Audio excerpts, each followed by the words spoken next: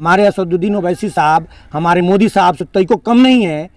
जिस तरह मोदी साहब के नाम पर लोग आता है, एक पूरी आपको तो शुक्रिया अदा करना चाहिए आपके इलेक्ट्रॉनिक मीडिया का कि उनकी पूरी इलेक्ट्रॉनिक मीडिया की रोजी रोटी टीआरपी असदुद्दीन ओवैसी साहब के स्टेटमेंट पर चलता है। मुसलमान का हकूक़ के लिए लड़ने वाला कोई नहीं है एक असदुद्दीन ओवैसी के अलावा। इसलिए अब जितने यंग है, जितने लड़के लोग हैं, वो अब न दरी बिछावेंगे, न कुर्सी सीधा करेंगे, अपने हक की मांग करेंगे। जैसे बेटा बाप से शादी करके अलग होता है, एक बच्चा नहीं हुआ, अपना हक मांग के अलग हो जाता है। आज के इस प्रेस कॉन्फ्रेंस का उद्देश्य क्या है? उद्देश्य यही है कि जितने हमारे वोटर हैं उनको ये बता देना कि भाई हम अपने कायद की लड़ाई लड़ रहे हैं, उनको मजबूत करने के लिए 25 तारीख को सब लोग एक त्यौहार की तरफ अब तैयारी होकर जाएं और असदुद्दीन ओवैसी के पार्टी पतंग छाप के 9 नंबर पर बटन दबाकर उनको हाथ को मजबूत करें। आपका एक वीडियो सोशल मीडिया पे वायरल हो रहा है जिसमें आप कह रहे हैं कि हम होशो हवास में एमआईएम को सपोर्ट कर रहे हैं। बेशक सपोर्ट कर। क्या खूबी लगा एमआईएम? हर जितने भी पार्टी के लोग हैं, जितने भी जाति के लोग हैं, सब लोग अपने अपने कायद का नेता चुन रहे हैं। हमारे मुस्लिम लोग भटके हुए हैं, गुमराह है, गुलामी की ज़िंदगी में गुजारते आए हैं और गुलामी की आदत सी पड़ी हुई है। अब जितने भी नौजवान यंग लड़के हैं वो गुलामी की जंजीर को तोड़ दिए हुए हैं, अपना कायद और जनाब बैरिस्टर और असदुद्दीन ओवैसी साहब को के साथ जुड़ रहे हैं और उनका हाथ मजबूत करने के लिए राणा रणजीत सिंह को हम लोग वोट देने का मन बना लिए हैं। और उसमें हमारे जितने भी जानने वाले हैं, आपको 18 साल से लेकर 40 प्लस तक के जितने भी यंगस्टर लड़के हैं, सब लोग असदुद्दीन ओवैसी साहब को पतंग छाप पर वोट देकर उनको हाथ मजबूत करेंगे। कुछ लोगों का ये कहना है कि जैसे एमआईएम ओवैसी जी की पार्टी जो है वो बीजेपी की बी टीम है, तो इस पे आपका क्या कहना है? नहीं, ये जो कह रहा है वो भरम फैला रहा है। कोई भी टीम नहीं है, सब अपने अपनी कायद के लिए मरता है। जब 2% 5% मुकेश सहनी की पार्टी है तो उनको सीट मिल रहा है, उनको जगह मिल रहा है। हम यहाँ 18% 20% पर है।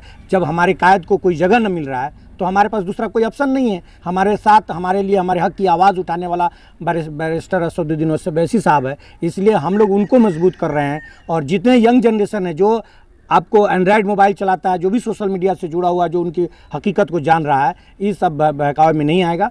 सब लोग उनको सपोर्ट करेगा, भले ऊपर खुल के गार्जियन के कहने की वजह से गार्जियन के दबाव में न बोल पाता हो। सारी महिलाएं, माता बहनें जितनी हैं और जितने भी हमारे यंग दोस्त हैं वो सब लोग असदुद्दीन ओवैसी को सपोर्ट करेंगे। इसका रिजल्ट आपको 25 तारीख के रिजल्ट के बाद आपको पता चलेगा। मुखिया जी, लगता है कि बिहार में एमआईएम जो पार्टी है वो अपना दबदबा बना पाएगी? इंशाल्लाह बनाएगा। अभी आपको इसी में पता चल जाएगा और 2025 के चुनाव में तो बहुत खुल के लोग सामने आएगा और वो क्या बनेगा ये तो वक्त बताएगा, लेकिन बनेगा। अच्छा, इससे पहले बिहार में इतना एमआईएम का चर्चा नहीं था। कहीं ना कहीं इस बार लोकसभा जो चुनाव हो रहा है इसमें एमआईएम का खूब चर्चा है। इसलिए हो रहा है कि सब लोग, जितना यंगस्टर लोग हैं, जितना नए लड़के हैं, यंग लड़के लोग हैं, वो समझ गए हैं कि अब हम लोग सिर्फ मुसलमान लोग को वोट चाहिए। मुसलमान का हकूक़ के लिए लड़ने वाला कोई नहीं है एक असदुद्दीन ओवैसी के अलावा। इसलिए अब जितने यंग हैं, जितने लड़के लोग हैं, वो अब न दरी बिछावेंगे, न कुर्सी सीधा करेंगे, अपने हक की मांग करेंगे। जैसे बेटा बाप से शादी करके अलग होता है, एक बच्चा नहीं हुआ, अपना हक मांग के अलग हो जाता है, तो जो बेटा बाप का नहीं होता है वो किसी का कौन क्या होगा। इसलिए अपने हक के लिए लड़ेगा और हक चाहिए, इसलिए हम लोग उनको सपोर्ट कर रहे हैं। अच्छा मुखिया जी, क्या लगता है कि ओवैसी साहब जब आएंगे शिवहर लोकसभा में तो लगता है कि एक जन सैलाब देखने के लिए मिलेगा? एकदम। आपने 21 से, अगर 21 का प्रोग्राम या 22 का क्लियर नहीं हो पा रहा है, 21 को या 22 को अगर ढाका में आएंगे, शिवहर में आएंगे, अगर हो सकता है रीगा और बेरगिनिया का अगर आने का प्रोग्राम बन गया, ढाका और आपको शिवहर का तो कन्फर्म है, आएंगे तो आप देख लीजिएगा हमारे असदुद्दीन ओवैसी साहब हमारे मोदी साहब से तय को कम नहीं है।